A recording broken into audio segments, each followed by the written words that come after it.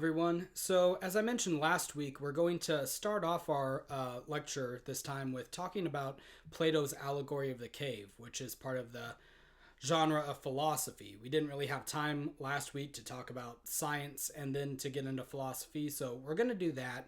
But before we even begin there, I want to take a few minutes to go over the next major writing assignment with you all, the rhetorical analysis assignment. So we'll read through it together, and then if you have any questions, you can let me know through email, and we'll pick it up from there. So here we have the assignment guidelines for Project 3, the rhetorical analysis assignment. And we'll go ahead and just read through these together, but as always, you can access this document on our Canvas site. Thus far, our writing assignments in this class have been focused on clearly and succinctly being able to state what a given text is saying in your own words. They've asked you to identify what the author is saying and to be able to identify those passages in the text where they most clearly express their ideas or their themes. Now, with this rhetorical analysis assignment, you are being asked to state how the author is saying it. So I hope that makes sense, the distinction between writing about what an essay says and writing about how the author is saying it. What techniques are they using?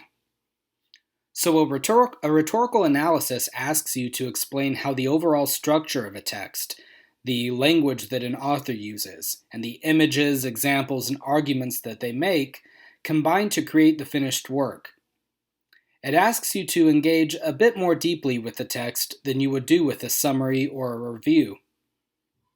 You should approach your selected text with the assumption that every word, every phrase has a reason for being included, and that it's your job to figure out why.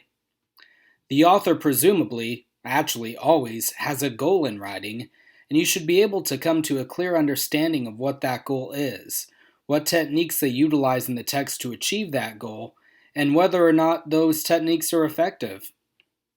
An important distinction to make is that while you can and should discuss whether the author's argument is effective, you shouldn't, in a rhetorical analysis, talk about whether or not you personally agree with the argument. That would be something that would be more suited to the review assignment, which we've already done. Given that a rhetorical analysis works best when applied to argumentative essays, for this assignment you will be limited in your choice of which text you choose to work with. While a rhetorical analysis can technically be applied to other sorts of material, you'll find that it's actually easier to experiment with this mode of writing on one of the following essays from Cohen's anthology. And here I have a list of the ones that I've selected. Find one that works for you, one that seems interesting. Some of these we've already read as a class, others we're going to get to later. But if there's one that we haven't covered yet and it seems interesting to you, then go ahead and start reading it. And maybe you'll have more to say when we get to reading that as a class later on near the end of the semester. Again, these essays are recommended not just because rhetorical analysis works best with argumentative essays, but also because they will be the easiest to work with. If you have another essay in mind that you really want to work with, you need to have a good reason and to let me know in advance. So maybe after reading this assignment and after some of the upcoming lectures, you decide you really want to try doing a rhetorical analysis on one of the essays that weren't in that list that I gave above. Let me know what it is. Make a good case for why you want to use that essay, and we'll talk about it. So all of your rhetorical analysis assignments should include the following. Some of them are the same as for the previous assignments, so include basic identifiers such as the text's name and the author's name, and identify the author's main idea or the thesis. But then for this assignment, you also need to be able to identify which of the rhetorical appeals the author is using to make their point, logos, pathos, and ethos.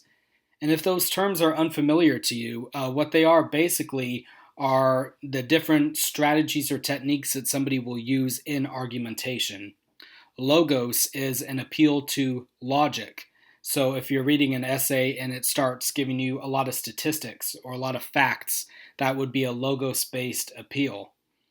Pathos, on the other hand, is an appeal to emotions, and we see this sort of argument being made a lot in commercials and in storytelling, where the author is trying to persuade the audience to their point by tugging on the heartstrings, maybe by depicting a vivid mental picture or appealing to the audience's sympathy. And ethos is an appeal to the ethics of the person who is making the argument. So if you were going to write an argumentative essay based off an ethos appeal, you would need to talk about your credentials or your credibility and why people should trust you. Or you can do it the opposite way too. If you're writing an argument about why someone shouldn't be trusted or why they're maybe a lousy person, you would list all those almost sort of personal attacks on their character to make the audience distrust that other author that you want them to distrust. So those are the main rhetorical appeals: logos, pathos, and ethos. And we'll talk about those in more detail in the upcoming weeks because they're really important in terms of conducting a rhetorical analysis. You'll also want to explain how at least 2 direct quotes from the text contribute to supporting the author's main idea. You'll want to discuss if or how the author uses examples to support their main idea and what sort of examples are used. So, for example, does the essay rely on personal stories, on images or allegories, or on field data? And you can see how that kind of ties into whether or not it's making a logos, pathos, or ethos-based appeal too. And you'll also want to identify the author's intended audience. Who does it seem like they're writing to? Does it seem like they're writing to an audience that knows a lot of what they already know? So an expert speaking to experts? Does it seem like an expert speaking to a broader public that maybe doesn't know things? But if this isn't directly stated, speculate on who the audience may be. Does the author seem to be appealing to a specific group of people who have certain interests? Or is it an appeal to the common crowd, what everybody should take an interest in? This assignment should be within the range of 3 to 4 pages. Aim for 4, so it's a little bit longer than the past 2 assignments, but it's also worth more points as well. It'll need to be double spaced and typed in a 12-point Times New Roman font or similar font.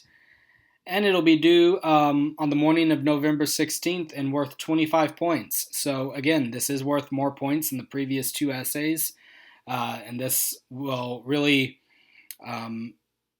improve or crash a grade. So take this assignment seriously. If you have any questions on it, of course, you can always let me know and we can talk more in detail about this assignment. All right, so now that we have that out of the way, let's go ahead and start talking about this week's readings. The first one that I want to go over, like I said earlier, was Plato's Allegory of the Cave. So this is an essay that might seem strange to many of us. It's a very old essay, probably one of the oldest ones in our anthology, written around like the 400 BCs. But the setup for this is that the life of Socrates, who's one known as like the father of modern philosophy. Socrates was a Greek citizen who basically spent his whole life seeking after knowledge, seeking after wisdom. And he would go around to the different tradesmen and different rulers, different people in the city of Athens, and ask them questions about whatever it was that they specialized in or whatever they taught in their schools. And he became really kind of a nuisance to everybody because the more he questioned them, the more they started to doubt how much they actually knew about anything.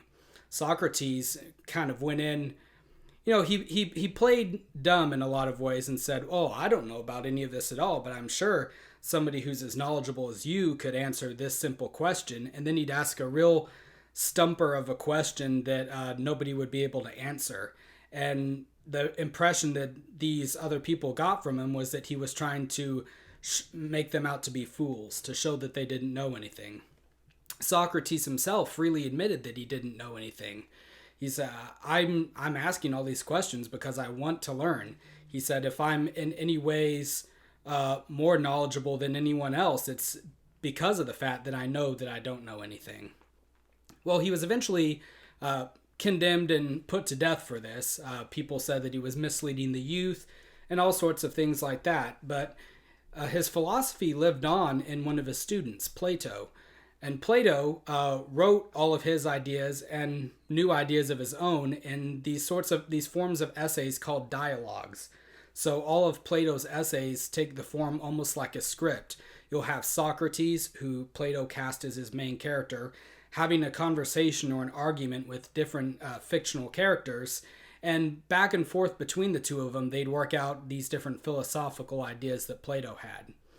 The allegory of the cave happens in one of these dialogues, in Plato's dialogue known as the Republic.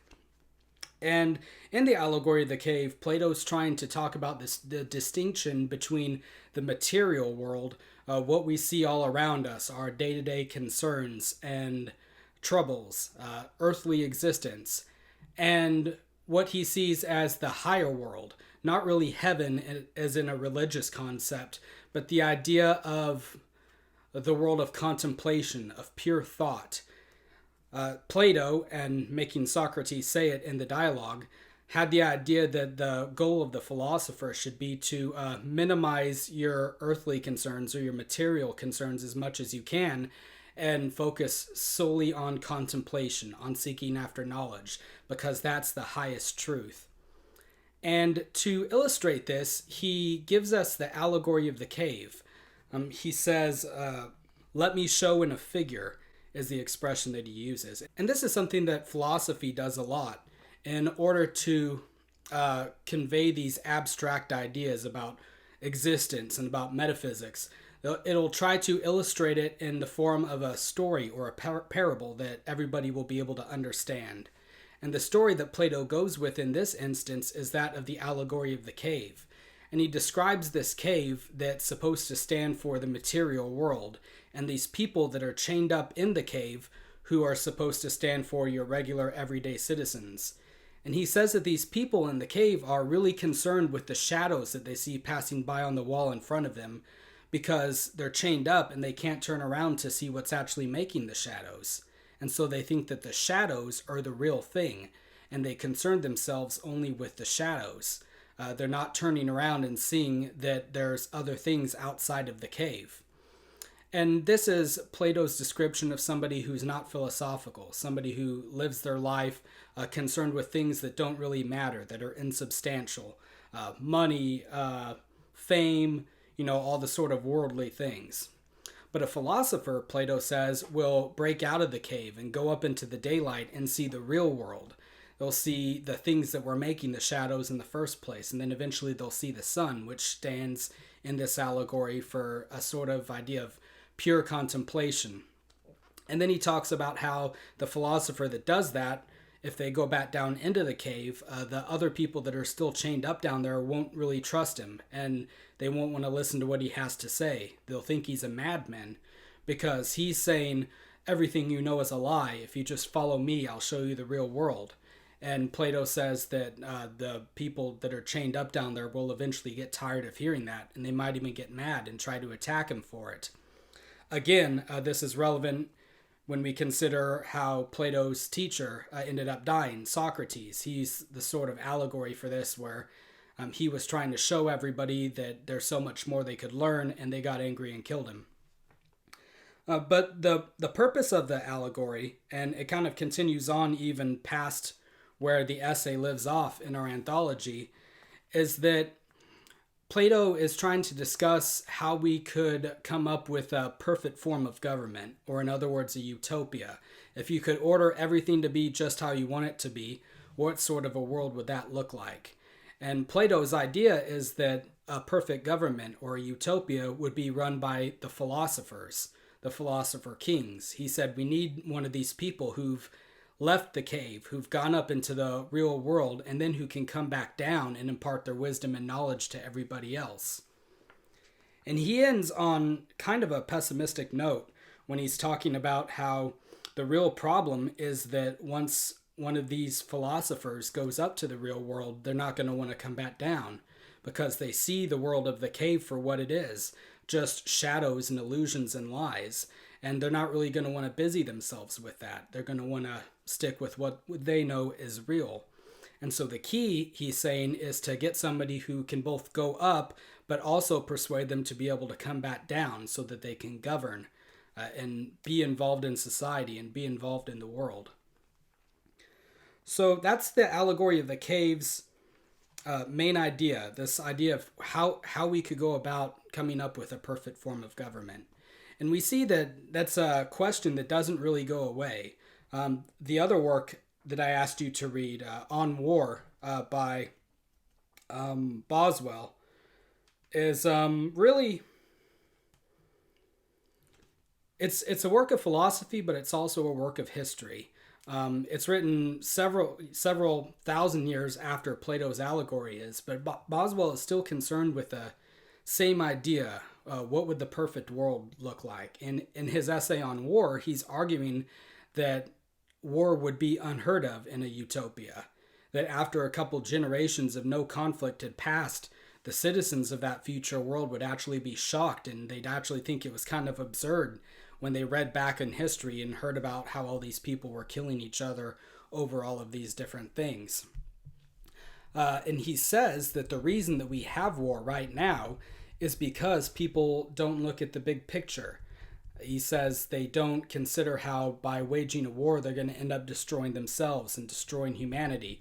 They're concerned with the present, with sort of trivial things, kind of like the people who are chained up in the cave in Plato's allegory. And Boswell actually says that we need the telescope of philosophy in order to see that big picture, in order to step outside of ourselves and see the world for what it could be and see our actions in light of what they really are. So all these philosophers throughout history are talking about how to come about with a better world, a better utopia. And it culminates with the founding of America. The last essay that I asked you to read for this week was The Declaration of Independence by Thomas Jefferson. And what's interesting there is that the founders of America were deeply versed in these different philosophical writings, the writings of Plato and Aristotle especially, as well as some of the ancient Roman philosophers. So they knew about these concepts, the allegory of the cave and things like that. And they knew about this desire that's always been there to have a perfect form of government. And there was this unique period in time where they had the opportunity to actually create their utopia from scratch. There's a famous speech from John Adams, I think it was, when he's talking about how, it's so rare that a group of people would be able to actually build a new society from the ground up, like was able to happen during the colonial period. Because usually if you have one government overthrow another, it's kind of building up from the ashes of that overthrown government. John Adams's point was that, hey, we're miles and miles away from Great Britain, and so we can actually have a fresh start here. And so let's take it seriously and not sort of turn a blind eye to the great opportunity that we have.